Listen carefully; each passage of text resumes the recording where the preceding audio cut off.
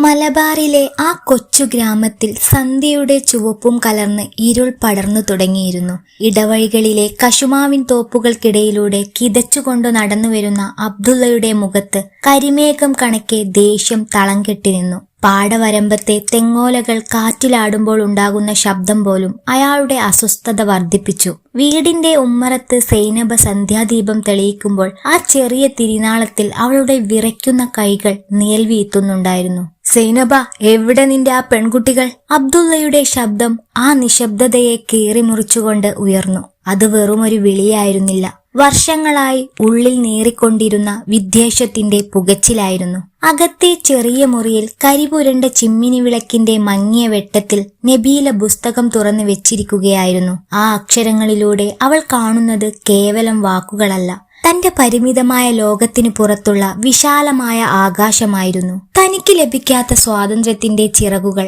ആ പുസ്തകത്താളുകളിൽ ഒളിഞ്ഞിരിക്കുന്നുണ്ടെന്ന് ആ 19കാരി വിശ്വസിച്ചു. അബ്ദുള്ള മുറിയിലേക്ക് ഇരച്ചു കയറി. അയാളുടെ കണ്ണുകളിൽ കോപം ആളിക്കത്തുന്നുണ്ടായിരുന്നു. ഒരു വാക്കുപോലും ഉരിയാടാതെ അയാൾ അവളുടെ കയ്യിലിരുന്ന പുസ്തകം തട്ടിപ്പറിച്ചു. ഉമ്മറത്തെ ഇരുളിലേക്ക് അത് വലിച്ചെറിയുമ്പോൾ നബീലയുടെ ഉള്ളിലെ ഒരു സ്വപ്നം കൂടി നിലം പതിക്കുകയായിരുന്നു. ഉപ്പ, എന്റെ പുസ്തകം! അവളുടെ തൊണ്ടയിൽ നിന്ന് ഒരു ദീന വിലാപം ഉയർന്നു. പുസ്തകം എന്തിനാടി നിനക്ക് ഈ കടലാസ് കഷ്ണങ്ങൾ? അക്ഷരം പഠിച്ചാൽ അരി വേവില്ല മോളെ. അബ്ദുള്ള പരിഹാസത്തോടെ അട്ടഹസിച്ചു. നിന്റെ കൈകൾ പരുവപ്പെടേണ്ടത് ഈ അടുക്കളയിലെ ചട്ടിയും കലവുമായിട്ടാണ്, അല്ലാതെ അക്ഷരങ്ങളുമായിട്ടല്ല. നാളെ മറ്റൊരു വീട്ടിൽ പോയി നീ ചെയ്യേണ്ടതും ഇത് തന്നെയാണ്. സൈനബ വിറച്ചുകൊണ്ട് അബ്ദുള്ളയുടെ അരികിലെത്തി. അവളുടെ കണ്ണുകളിൽ നിസ്സഹായതയുടെ ഒരു കടൽ ഇരമ്പുന്നുണ്ടായിരുന്നു.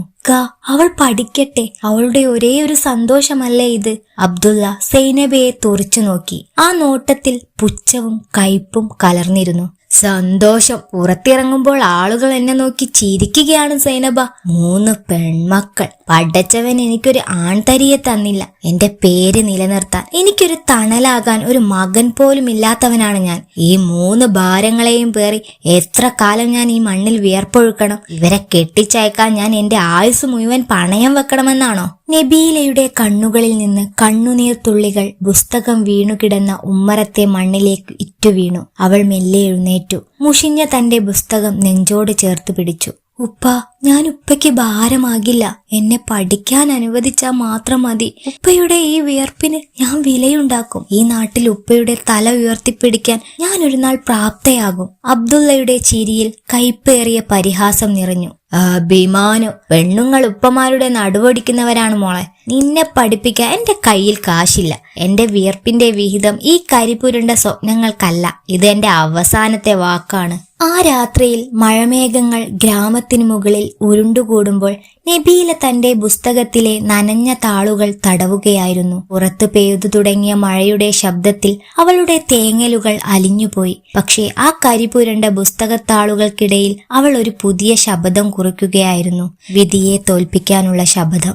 ഗ്രാമത്തിലെ പള്ളിക്കുളത്തിൽ താമരകൾ വിരിഞ്ഞു നിന്ന ഒരു വെള്ളിയാഴ്ചയായിരുന്നു അത്. കാറ്റിൽ പള്ളിയിലെ തെക്കുബീർ ധ്വനികൾ അലിഞ്ഞു ചേർന്നിരുന്നു. മുറ്റത്തെ മാവിൻ കൊമ്പിൽ ഇരുന്ന കാക്കകൾ അസ്വസ്ഥതയോടെ കരയുന്നുണ്ടായിരുന്നു. ആ സമയം പടിപ്പുര കടന്നു വന്ന ചെണ്ടമേളത്തിന്റെ ഒച്ചയേക്കാൾ ഉയർന്ന ശബ്ദം അബ്ദുള്ളയുടെ കൂടെ നടന്നു വന്ന ഫാത്തിമയുടെ പാദസര കിലുക്കമായിരുന്നു ആ വീടിന്റെ താളം മാറ്റിയത്. മുറ്റത്തുണങ്ങാനിട്ട തുണികൾ മാറ്റിക്കൊണ്ടിരുന്ന സൈനബയുടെ മുന്നിലേക്ക് ആ കാഴ്ച ഒരു ഇടിത്തീ പോലെയാണ് വന്നു പതിച്ചത്. ചുവന്ന പട്ടുസാരിയുടുത്ത് കൈ നിറയെ സ്വർണവളകളിട്ട് കണ്ണുകളിൽ അധികാരത്തിന്റെ ഗർവുമായി ഫാത്തിമ ഉമ്മറത്തേക്ക് കയറി വന്നപ്പോൾ സൈനബ് ഒരു തൂണിന്റെ മറവിൽ ശില പോലെ നിന്നു. അവളുടെ കയ്യിലിരുന്ന അലക്കുതൊട്ടി മണ്ണിലേക്ക് വീണുപോയി. വിറയ്ക്കുന്ന ചുണ്ടുകളോടെ അവൾ അബ്ദുള്ളയെ നോക്കി. ഇത് ഫാത്തിമ.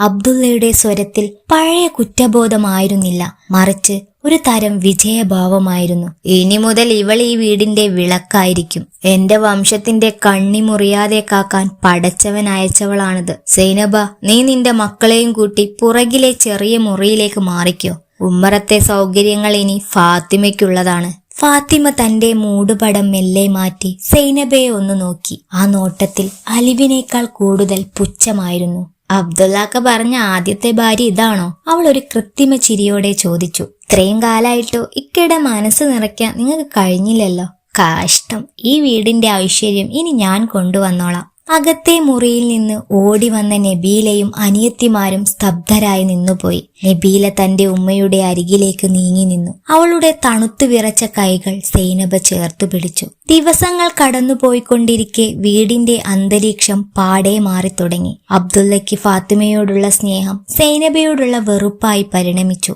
ഉമ്മറത്തെ മുറികളിൽ ഫാത്തിമയുടെയും അബ്ദുള്ളയുടെയും ചിരിയും തമാശകളും മുഴങ്ങുമ്പോൾ പുറകിലെ ഇരുളടഞ്ഞ ചായ്പിൽ സൈനബയും മക്കളും കണ്ണീരോടെ രാത്രികൾ തള്ളി നീക്കി. മാസങ്ങൾ കടന്നുപോയിക്കൊണ്ടിരിക്കെയായിരുന്നു ഫാത്തിമ ഗർഭിണിയായത്.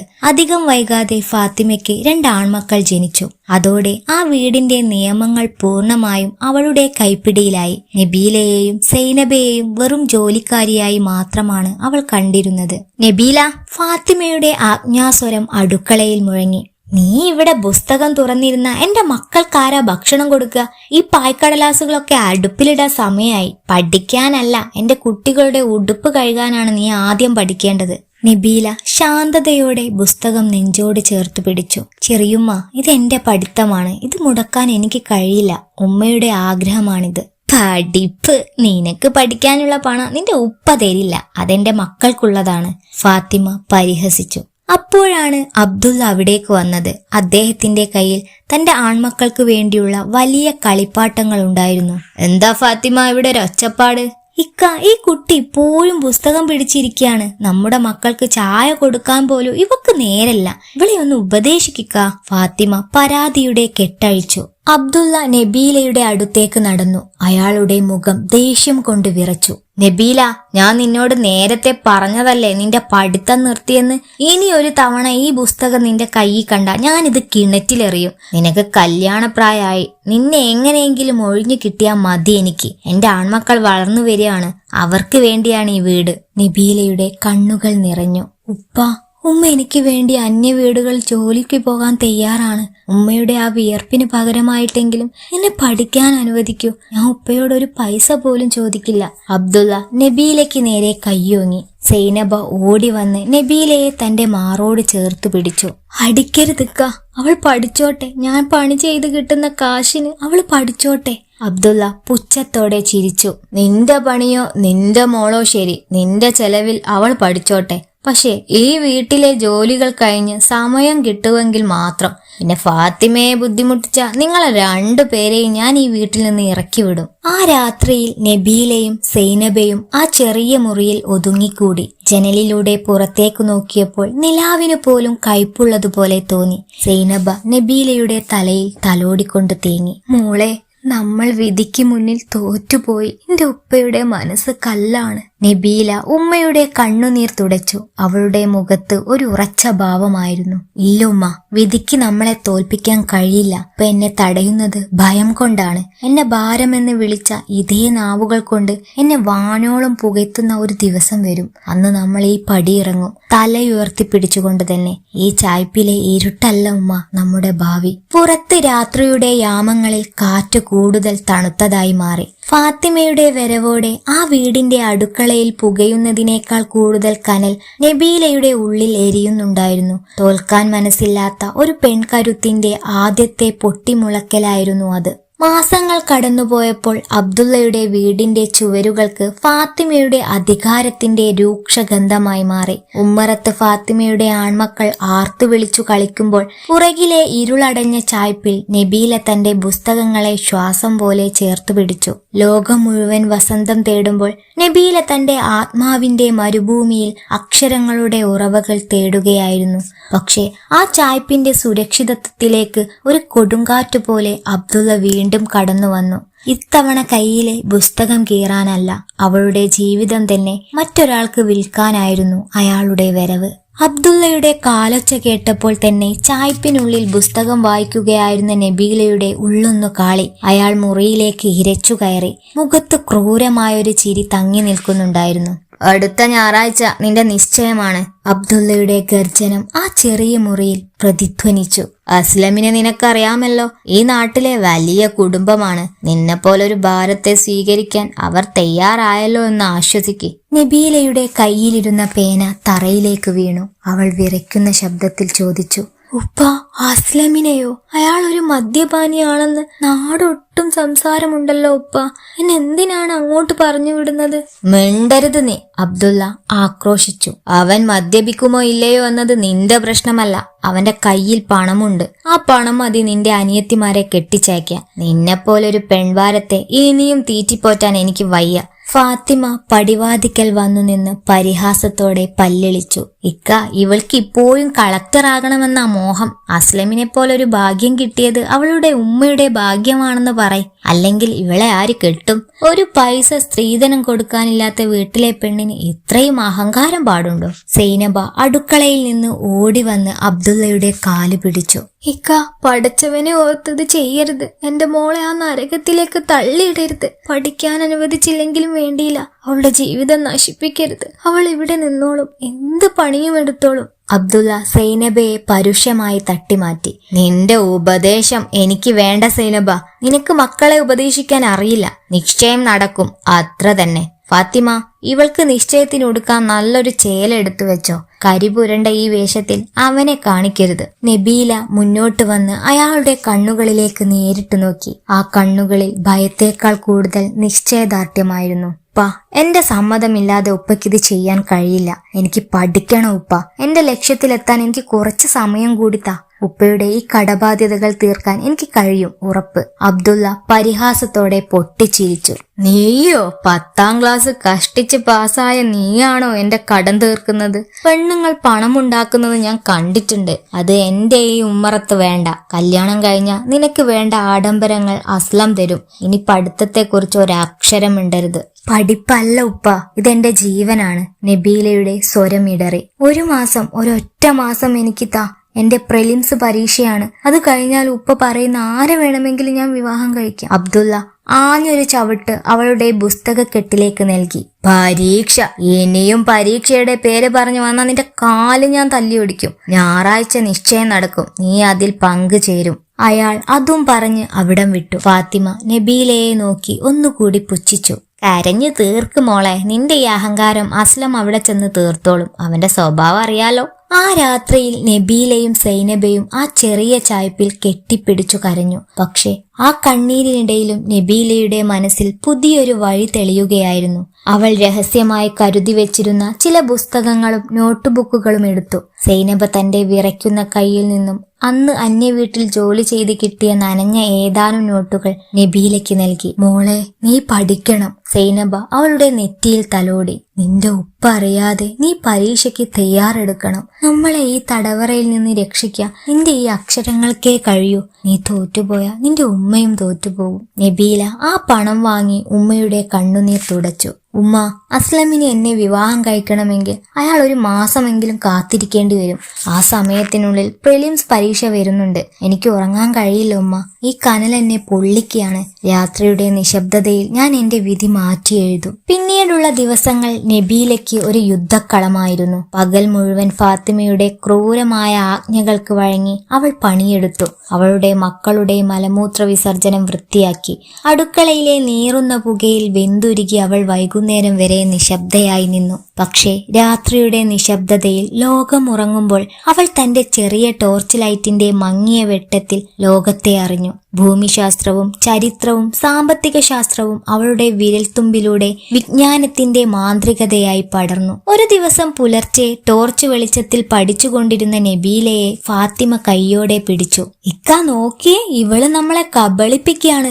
രാത്രിയിൽ ആരോടോ രഹസ്യമായി സംസാരിക്കുകയാണോ അതോ പഠിക്കുകയാണോ എന്ന് ആർക്കറിയാം. ഇതാണോ നിന്റെ മോൾക്ക് നീ കൊടുത്ത വിദ്യാഭ്യാസ സൈനബ?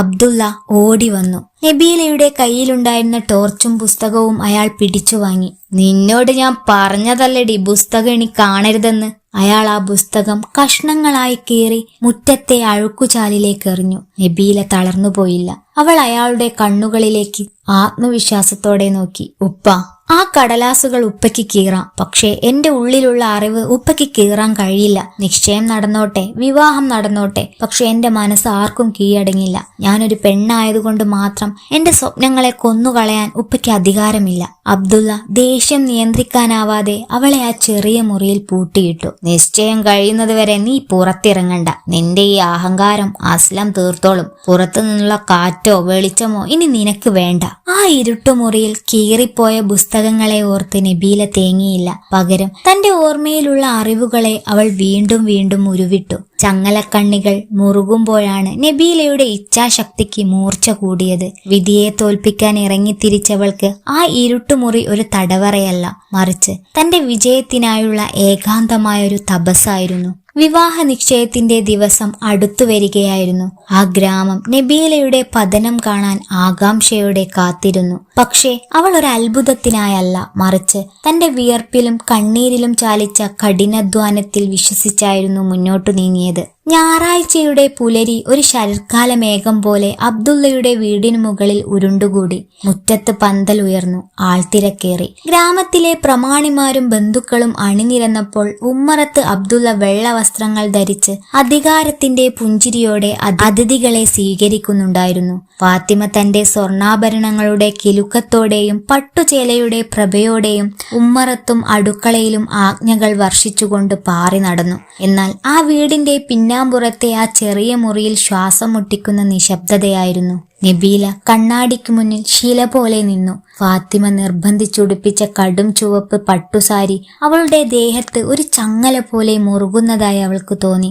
സൈനബ വിറയ്ക്കുന്ന കൈകളോടെ മകളുടെ മുടി ചീകിക്കൊടുക്കുമ്പോൾ അവളുടെ കണ്ണുനീർത്തുള്ളികൾ നബീലയുടെ തോളിൽ വീണലിഞ്ഞു. മോളെ, നമ്മൾ എത്രയൊക്കെ ഉള്ളൂ. സൈനബയുടെ ശബ്ദം തേങ്ങലിൽ മുങ്ങി. നമ്മുടെ നെഞ്ചു പൊട്ടിയുള്ള കരച്ചിൽ കേൾക്കാൻ പടച്ചവനല്ലാതെ ആരുമില്ല. നിന്റെ ഈ വേഷം കാണുമ്പോ എന്റെ ഉള്ളു കരയുകയാണ്. വിധി നമ്മളെ ചതിക്കുകയാണോ മോളെ? നബീല കണ്ണാടിയിലൂടെ തന്റെ ഉമ്മയെ നോക്കി. അവളുടെ കണ്ണുകളിൽ പക്ഷേ കണ്ണുനീരില്ല. ഒരു വലിയ പോരാട്ടത്തിനുള്ള ഒരുക്കമായിരുന്നു. ഉമ്മ, കരയരുത്, പതറുകയും ചെയ്യരുത്. ഇന്ന് ഈ നിശ്ചയം നടക്കും, പക്ഷെ ആ വിവാഹം നടക്കില്ല. എനിക്ക് എന്റെ civil service prelims hall ticket കിട്ടിയിട്ടുണ്ട്. പരീക്ഷ അടുത്ത തിങ്കളാഴ്ചയാണ്. ഈ ചങ്ങല എനിക്ക് തകർക്കണം. സൈനബ ഞെട്ടിപ്പോയി. അവൾ പരിഭ്രമത്തോടെ മകളുടെ കൈകളിൽ പിടിച്ചു. പരീക്ഷയോ? നിന്റെ ഉപ്പ അറിഞ്ഞാ നിന്നെ ഇഞ്ചിൻ ചായി കൊന്നു കളയും മോളെ. അസ്ലമിനെ നീ കണ്ടതല്ലേ? അയാളെ വെല്ലുവിളിക്കുന്നത് ആത്മഹത്യക്ക് തുല്യാണ്.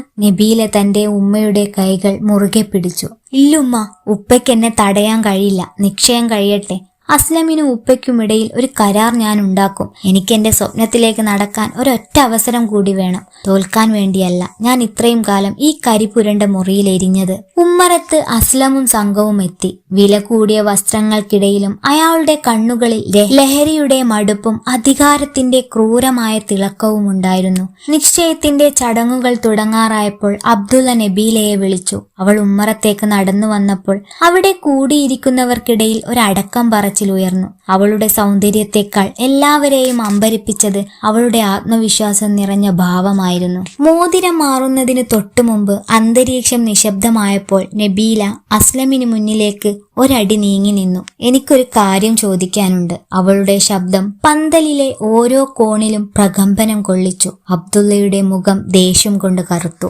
നബീല, അടങ്ങിയിരിക്കി, മര്യാദക്ക് ചടങ്ങില് സഹകരിക്കി. അയാൾ പല്ലു ഞെരിച്ചു. ഇല്ലൊപ്പ, ഇതെന്റെ ജീവിതമാണ്. അവൾ അസ്ലമിനെ നോക്കി. അവളുടെ കണ്ണുകൾ അവനെ തുളച്ചു കയറി. അസ്ലം ക, എനിക്ക് നിങ്ങളെ വിവാഹം കഴിക്കാൻ ഒരു കുഴപ്പവുമില്ല. പക്ഷേ ഒരു നിബന്ധനയുണ്ട്. അടുത്ത തിങ്കളാഴ്ച എന്റെ സിവിൽ സർവീസ് പരീക്ഷയാണ്. ആ പരീക്ഷ എഴുതാൻ നിങ്ങൾ എന്നെ അനുവദിക്കണം. വിവാഹത്തിന് മുമ്പ് എനിക്ക് ലഭിക്കുന്ന അവസാനത്തെ അവസരമാണ്. പരീക്ഷ കഴിഞ്ഞ് 10 ദിവസത്തിനുള്ളിൽ നമ്മുടെ വിവാഹം നടക്കും. പന്തലിൽ ഭയാനകമായ നിശബ്ദത പടർന്നു. അസ്ലം പരിഹാസത്തോടെ ഗർജിച്ചു ചിരിച്ചു. പഠിത്തമോ? വിവാഹം കഴിഞ്ഞാൽ നീ ഈ വീടിന്റെ റാണി ആയിരിക്കുമല്ലോ നബീല. പണവും പണ്ടവും നിന്റെ കാൽക്കൽ കാണും. പിന്നെന്തിനാണ് നീ പൊടി പിടിച്ച ജോലിക്ക് പോകുന്നത്? ഇത് ജോലിയല്ലേക്ക, ഇതെന്റെ നിലനിൽപ്പാണ്. നബീലയുടെ ശബ്ദം കൂടുതൽ ഉറച്ചു. ഈ ഒരു അവസരം എനിക്ക് തന്നാൽ ഞാനൊരു വാക്കുപോലും പറയാതെ ഈ വിവാഹത്തിന് സമ്മതിക്കാം. അല്ലെങ്കിൽ ഈ മോതിരം സ്വീകരിക്കാൻ ഞാൻ തയ്യാറല്ല. അബ്ദുള്ള നബീലയെ അടിക്കാൻ കയ്യോങ്ങി. പക്ഷേ അസ്ലം കൗശലത്തോടെ അയാളെ തടഞ്ഞു. ശരി, സമ്മതിച്ചു. നിന്റെ ആഗ്രഹം തീർത്തോളൂ. തിങ്കളാഴ്ച നീ പരീക്ഷ എഴുതിക്കോ. എനിക്ക് നിന്നെ വേണം, അല്ലാതെ നിന്റെ പുസ്തകങ്ങളെയല്ല. പക്ഷേ പരീക്ഷയ്ക്ക് ശേഷം നിന്റെ ഈ പഴയ കടലാസുകൾ ഞാൻ പച്ചയ്ക്ക് കത്തിക്കും, മനസ്സിലായോ? അബ്ദുള്ള പകപ്പോടെ നബീലയെ നോക്കി. ഫാത്തിമ മുറുമുറുത്തു. ഇവൾ എന്തൊരു ജന്മമാണിക്ക! നമ്മുടെ കുടുംബത്തിന്റെ മാനം കളയാനേ ഇവള് നോക്കൂ. ഇവളെ പൂട്ടാൻ അസ്ലമിനെ കഴിയൂ.